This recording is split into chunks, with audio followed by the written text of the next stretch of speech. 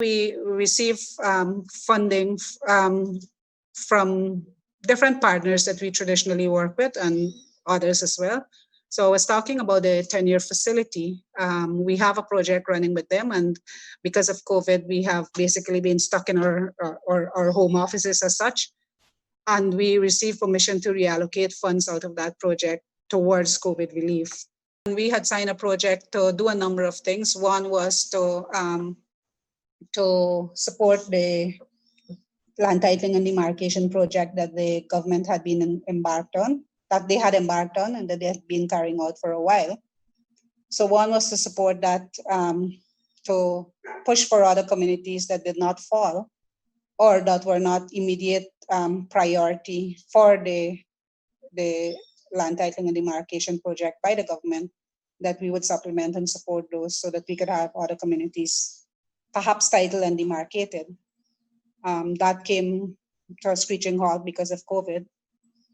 And then we also were looking at revision of the Amendment Act. That also came to a halt even before COVID because of the limitations of the no confidence motion. We received funding from the Neotero Foundation, which is based in Seattle. And that was primarily to support the sanitization, the PPEs, and so towards Region 7 and 8. We received funding from the Amazon Emergency Fund, which was a fund set up very quickly once COVID started impacting Indigenous communities in the Amazon. So we received funding. We also targeted Region 7 and 8 with those funding. We also received funding from Koika Ford Foundation, which we targeted food, supplies, and communication. I forgot to mention communication as one of the communication and awareness, COVID awareness is one of the things that we do.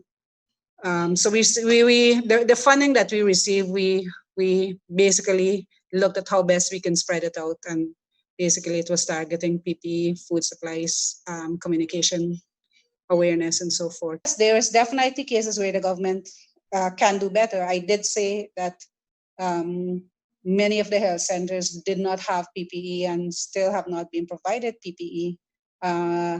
In some communities, you don't have a district hospital readily available. So the first health facility that people may approach might be a health center, might be a health outpost. So in terms of basic provision of PPE, those communities would have it. I know in some cases, like early on, Region 8, some communities ran out of their basic medical medicines as well. What we would consider over-the-counter medications like basic painkillers and so.